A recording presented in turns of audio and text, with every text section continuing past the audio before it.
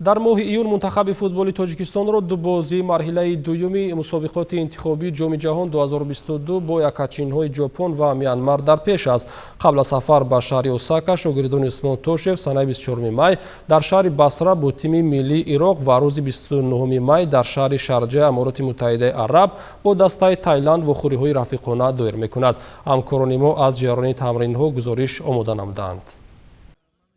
Чанд рӯз қабл истоди мураббиёни меҳам бо сарварии коршиноси узбек Усмон Тошев ҳайати мунтахаби кишварро барои баргузории ду бозии рафиқона бар муқобили дастаҳои Ироқ ва Таиланд муайян намуд. Дар баробари дигар бозингарони боистеъдод дар ҳайати мунтахаби кишвар Алиҷони Айнӣ низ тамрин дорад ва дар ин бозиҳо ҳайати мунтахабро кӯмак хоҳад кард. Давоми ду рӯз аст дастаи мунтахаб дар варзишгоҳи марказии ноҳияи Рӯдакӣ тамринҳои худро доир намуда истодааст. Барои баргузории бозиҳои рафиқона ба ҳайати мунтахаби кишвар 25 футболбоз аз он ҷумла 3 дарвозабон, 7 ҳимоятгар, 10 нимҳимоятгар ва 5 ҳамлавар даъват гардидааст.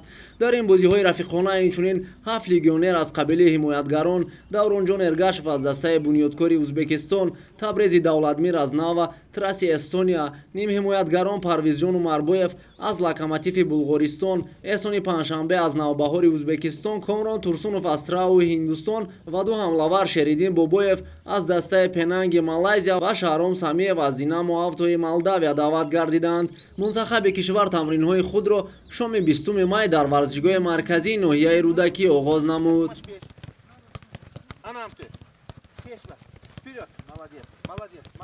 ҳозир мо ҷамъ шудем 20 бега тамрин гузарондем. Имрӯз тамрин худи як восстановительный чибаки кай боза ҳамдигарро монат дабдем. Бега бачаҳо бозӣ карданд.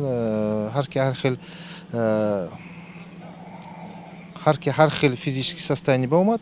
Дидем бачаҳо гандани, лекин амин командный оза штоби ҳамдигарошона фаҳмдан бароя шахси тамрин гузарондем. Пага насиб бошад пагои саҳар парда мерем. Дута бозомо аст. Ироқ кати Ироқ ба Таиланд кати Дубай ба бозӣ мекунем. Ду тими бисёр бақувват тез ҳаракат мекардаги чи ба мо иноя гирифтем, чи ба ки ҳамин бозоя бозӣ карда Япония ба мақсадомо Япония ба нағз тайёргарӣ дидан.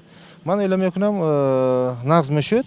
Баъд ҳозир 4 бозингаромон нест. Мо ба Табрез, Парвиз Умарбоев, Алишер Ҷалилов и вай Шаҳром Самиев ино Дубай ба мо ба мешун. Якум бозӣ ба намешун.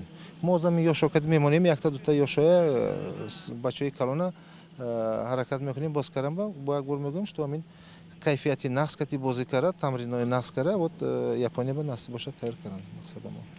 Алиҷони Айнӣ футболбози ҷавон ва боистеъдоди кишварро низ ситоди мураббиёни кишвар ба ҳайати мунтахаб барои анҷоми бозиҳои дар пешистода даъват намуданд. Алиҷон аз он меболад ки новобаста аз синни ҷавонияш сармураббии тими миллии кишвар ба ӯ бовар мекунад ва ӯро дар чунин бозиҳои сатҳи баланд даъват менамояд.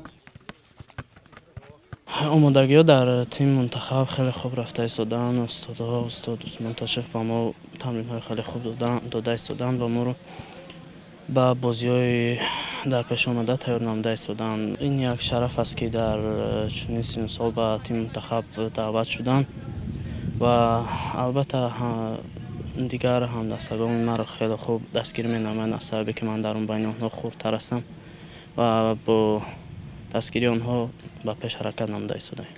ҳайати мунтахаби футболи кишвар субҳи 22 май тавассути Дубай ба шаҳри Басра барои бозии дӯстона бо тими миллии Ироқ ки 24 май баргузор мешавад сафар мекунад.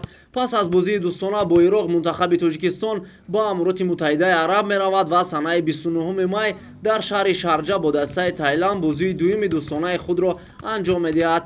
Пас аз анҷоми бозиҳои рафиқона бо Ироқ ва Таиланд, сипас дастаи мунтахаби Тоҷикистон барои ду бозии даври дуюми сабқати интихобии ҷоми ҷаҳон 2022 бо мунтахаби Ҷопон санаи 7 июн ва бо тими Мянма ки санаи 15 июн баргузор мегардад ба шаҳри Осака парвоз мекунад.